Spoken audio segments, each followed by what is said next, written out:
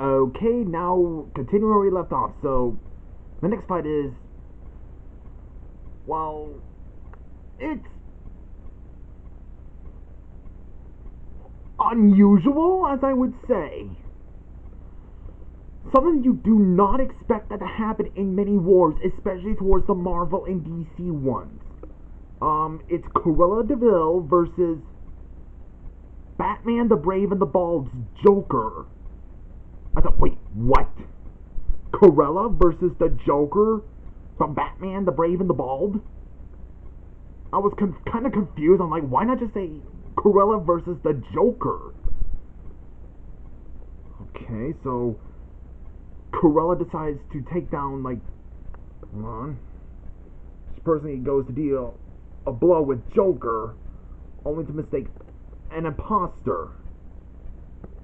So, what I get is that someone must have disguised as the Joker. Even me and Vincent were kind of confused on that, and Zavios first said, yeah, but no spoilers or something like that. So we reveal until later rounds and ask him about the imposter one. He's like, no, that is another Joker. I thought, wait, what? You're telling me that's another Joker? Like, yeah. With the same origins, yeah. With the same style, yeah. So, I kind of assumed it was going to be Clayface that was pretending to be Joker, but no. This is the Joker in the Batman the Brave and the Bald version. I said that once and I'll say it again. That's unusual. And it doesn't make any sense.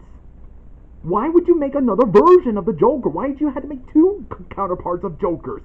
One is enough. I mean, in Disney Villains War, yeah, we got Cruella DeVille that was in the live-action realm, while also the one that was in the hand-drawn realm. But the Cruella in the hand-drawn realm was Chameleon in disguise. That's the thing. And for part one of Disney vs. Marvel Villains, it was not a different Norman Osborn. It was not a separate character who joined Hobgoblin. That was the same Norman. That was Harry Osborn dressing up as the Green Goblin in a different style. That you can tell that is Harry Osborn dressed up as the Joker in that series. And in the ending of Disney vs. Marvel Villains Part 2, which is around 13, you can tell that's not a different Norman Osborn. It's a different version of him, but that doesn't mean that it's a different character with the same identity, with the same origin. I mean, that's something you don't do in Villains War. That just doesn't make any sense. Why do we have to say Joker, Batman the Brave and the Bold version? And even the later rounds, we get a different Gorilla Grodd. And that just doesn't work either. That's just my certain criticism. And this is what got me into looking into DC, just so he can actually... I thought he would have done some research, but nope.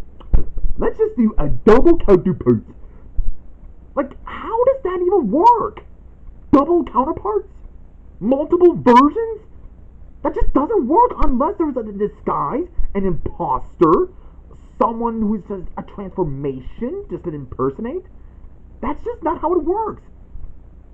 And I guess that Zavio never read the comics, but what I can tell from Disney vs. Marvel Villains, G.A. Villain is like a big Marvel fanboy as much as a Disney fanboy. So why... That's the thing, why didn't you not ask someone who's a DC expert to help you out with something? But not another version. One Joker's enough, not another version. I mean, even sometimes when Delamon authors use different categories of different medias, like he often tries to put in like he wanted like Blood of Zeus, which is that cartoon, an anime one, an American anime sort of thing from Netflix, to be in the non-Disney one. It's, to me, it probably wouldn't work unless it was a different dimension, which I often have troubles about that also. But the problem is, the Clash of the Titans was already in the non-Disney one. And it wouldn't make sense for there to be two Zeuses. It wouldn't make sense where there's two Hades. It wouldn't make sense if there's two Heras in the same non-Disney universe. In Heroes vs. Villains, which is made by CK Primeval 7, the reason why there's two different versions of Pinocchio is because one is a legit Disney character and the other one was not a Disney character. It's basically both worlds got merged. Yeah. One was from Disney and that one is a Pinocchio from Filmation. It just wouldn't work that way. It just doesn't work with the whole multiple counterparts of DC villains. I mean, you wouldn't see DC heroes versus something villains seeing two Batmans. It'd just be confusing. And I know that Delamont kind of like helped out with the whole dimensional travel thing that was from different Earths and stuff. And he even thought of doing one for the idea of non-Disney and DC heroes versus villains, which is an idea of a series for someone to make. And I told him I'm not doing that because A, it'll confuse the living heck out of people. And his response was like, I guess it only works in Disney versus DC villains. Well, to me, it doesn't. It doesn't work in other series. Just stick with one version unless if you want to do a different character that is like Joker or other versions, better be a disguised person or a transformation. Not a different version. Not a double ganger. And yeah, but with Shere Khan, two Shere Khans, and two Balus in Disney Villains War, and well, the two Shere Khans in Disney Villains War, and the two Balus in the Disney Heroes vs. Villains, it's because they're very different personalities. It's how to describe like a double ganger, except one of them is anthropomorphic. They don't have the same origins as the original characters. They don't have the same styles as the original characters. They are their own characters. But when you do another Joker while the real Joker is dealing with Pete, it's just kind of confusing. I don't have any other words to say. That's one of the critiques I want to give out, though. So, I just thought I had to explain this whole thing, why it would be confusing having multiple DC counterparts. Multiple counterparts. It just doesn't work in many other wars. Well, that was a short fight. And I can tell that's actually from a footage of the video game that was in 101 Dalmatians movie, the one with Glenn Close. And now for the next fight is Ursula versus Orm. I wonder who that was at first. So, Ursula, well, of course in the movie, hold on. Well, you get the whole footage from The Little Mermaid, unless you've seen it, of course. Ursula finally gets the crown and the trident. Don't you mean Ocean Master? That's kind of what his name says in that page. Ocean Master. So it's just Ursula versus Ocean Master, not Orm? That's a weird name.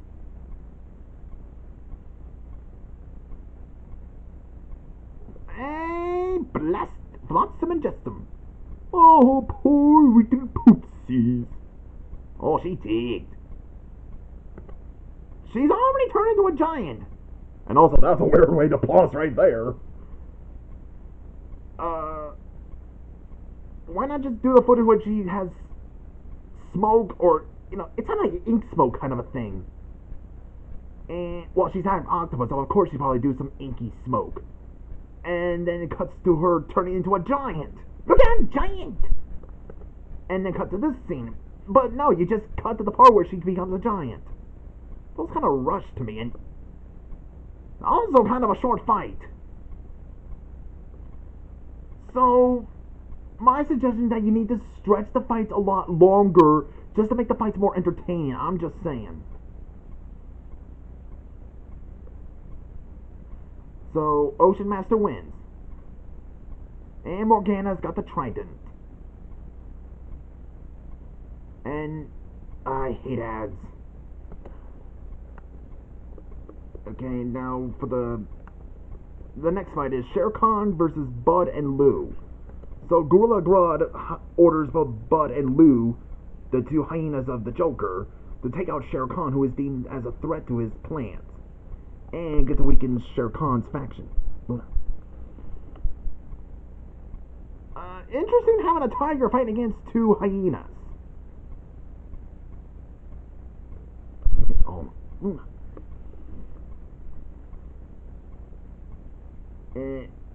oh, looks like he's gonna. No.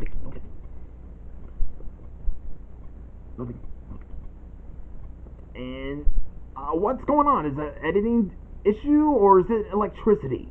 Okay, I guess it was electricity. It was like, we're sorry, we're just evil, that's all. I'm not sure if it was that, but that'd be weird if they actually said that in the show. Guess that's one way to get away from him. I guess we can call it a tie.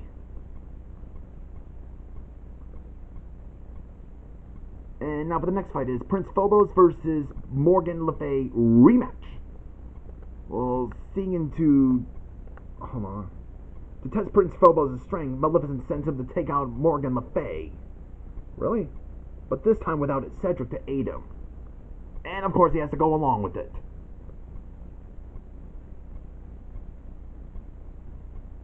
And looks like Mordred is here to help it out. He's trapped. But Hades watches the whole thing. And gives Prince Phobos a transformation into the Hydra. First Queen Larissa gets to be the Hydra, and now we got Prince Phobos being the Hydra. And she's causing the whole cliffs falling down on him. Again, very short fight. So, Morgan Le Fay wins, and I gotta stop right here, so, see you guys in the next part of this commentary.